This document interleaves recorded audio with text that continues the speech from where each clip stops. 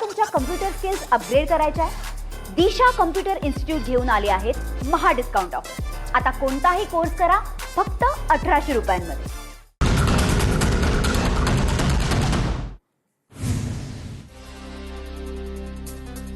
अमरावतीत टोमॅटो उत्पादक शेतकरी संकटात. उत्पादन खर्चही निघत नसल्यामुळे शेतकऱ्यांनी टोमॅटो फेकले शेताच्या बाहेर. बाजारपेठेत टोमॅटोला प्रति किलो 4 ते 5 रुपये किलोचा कवडी मोल दर. धाराशिव जिल्ह्यात 1407 हेक्टरवरच्या पिकांचं अवकाळीमुळे नुकसान. फळबागांचं रब्बी हंगामातील बागायती आणि जिरायती पिकांचं मोठं नुकसान. नुकसानीचे पंचनामे सुरू. शासनाकडे प्राथमिक अहवाल पाठवला. बीडच्या अंबाजोगाईमध्ये आखाती देशातील युद्धाची झळ आणि अवकाळीचा तडाखा. टरबूज उत्पादक शेतकऱ्यांवरती दुहेरी संकट. युद्धजन्य परिस्थितीमुळे टरबूजाला भाव मिळत नसल्यामुळे शेतकरी चिंतेत, तर अवकाळी पावसामुळे हाताशी आलेले टरबूज खराब होत आहेत. कोकणातील हापूस आंब्याच्या कमी उत्पादनाचा फटका वाशी मार्केटला बसलाय. आतापर्यंत रत्नागिरी, सिंधुदुर्ग आणि रायगडमधून आंब्याच्या केवळ 32,000 पेट्या दाखल. आवक कमी असल्यामुळे वाशी मार्केटला आंब्याचे दर चढलेच. जळगाव जिल्ह्यातील आंबा उत्पादकांनाही अवकाळी आणि वादळाचा फटका. पंचनामे करून नुकसान भरपाई देण्याची शेतकऱ्यांची मागणी. गेल्या 2 ते 3 दिवसांपासून अवकाळी पाऊस सुरू. लातूर जिल्ह्यातल्या आंबा फळबागांना वादळी वाऱ्यासह पावसाचा फटका. आंबा उत्पादक शेतकरी अडचणीत. अनेक भागात गारा पडल्यामुळे आंब्याचं नुकसान. जळगावच्या शिरसोली गावात नागवेल पानाच्या मळ्यांना उन्हाचा तडाखा. तब्बल 20 ते 25 पानं पिवळी पडली. उन्हाच्या कडाक्यामुळे तब्बल 50,000 रुपयांचं नुकसान. वाढत्या उष्णतेमुळे खानदेशातील वांग्याच्या उत्पादनात घट. जळगावातील बाजारपेठेत मागणीही घसरल्यामुळे वांगी उत्पादक शेतकरी चिंतेत. कृषी विभागानं उपाययोजना करण्याची मागणी. हिंगोली जिल्ह्यात अवकाळी पाऊस आणि बदलत्या वातावरणाचा भाजीपाला उत्पादक शेतकऱ्यांना फटका. कोबी पिकावर विविध रोगांचा प्रादुर्भाव. शेतीत जनावरं सोडण्याची शेतकऱ्यांवरती वेळ.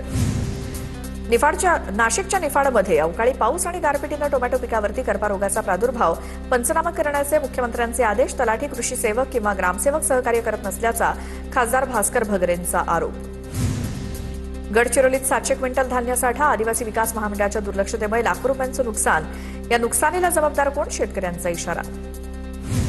वाशिमच्या सुरकंडीमध्ये पाण्याच्या शोधात आलेल्या 4 रोही प्राणी विहिरीत पडल्याची घटना.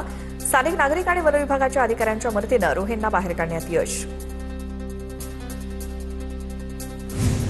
आंबा बागायतदारांसाठी येत्या गुरुवारी पुण्यामध्ये बैठक. आंबा बागायतदारांना भेसळयुक्त कीटकनाशकं विक्री झाल्याच्या कृषी विभागाकडे तक्रारी. याचा आंबा पिकांवरती परिणाम. रत्नागिरी आणि सिंधुदुर्ग जिल्ह्याच्या कृषी अधिकाऱ्यांना उपस्थित राहण्याच्या सूचना. अमरावती कृषी उत्पन्न बाजार समितीमध्ये शेतमालाची आवक वाढली. दररोज जवळपास 800 गाड्या कृषी उत्पन्न बाजार समितीत दाखल होत आहेत. बाजार समितीच्या मुख्य प्रवेशद्वारावरती वाहनांच्या रांगा. तूर, हरभरा, गहू पिकाची मोठी आवक. जळगावच्या पारोळ्यातील शेतकरी संघाबाहेर रांगेत नंबर लावण्यावरनं शेतकरी भिडले. ज्वारी, मका नोंदणी सुरू झाल्याच्या अफवेनं शेतकऱ्यांची मोठी गर्दी. शेतकऱ्यांच्या गोंधळाचा व्हिडिओ सोशल मीडियावर व्हायरल. धुळे जिल्ह्यामध्ये यंदा 100% पाऊस. मात्र जलसाठ्यामध्ये मोठी घट. संभाव्य पाणी टंचाई भासू नये यासाठी जिल्हा परिषदेकडून पाणी टंचाई आराखडा मंजूर. 187 गावं आणि 142 वाड्यांसाठी जिल्हा परिषदेनं 2,10,00,000चा टंचाई आराखडा मंजूर केला. नाशिकच्या लासलगावसह 16 गावांचा पाणीपुरवठा ठप्प. थकीत वीज बिलामुळे जलशुद्धीकरण केंद्राचा वीजपुरवठा खंडित. गेल्या 8 ते 10 दिवसांपासून लासलगाव, विंचूरसह 16 गावांमध्ये कृत्रिम पाणी टंचाई. 7 एप्रिलला नागपुरातील बहुसंख्य भागात 36 तास पाणी पुरवठा बंद राहणार. पालिकेकडून नागरिकांना पाणी जपून वापरण्याचं आवाहन. शटडाऊनमध्ये 58 जलकुंभातनं पाणी पुरवठा बंद राहणार.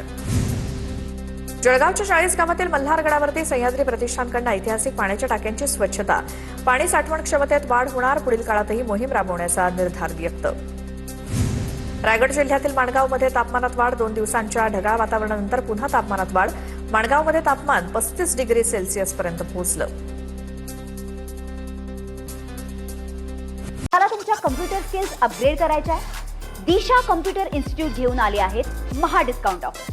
आता कोणताही कोर्स करा फक्त 1800 रुपयांमध्ये.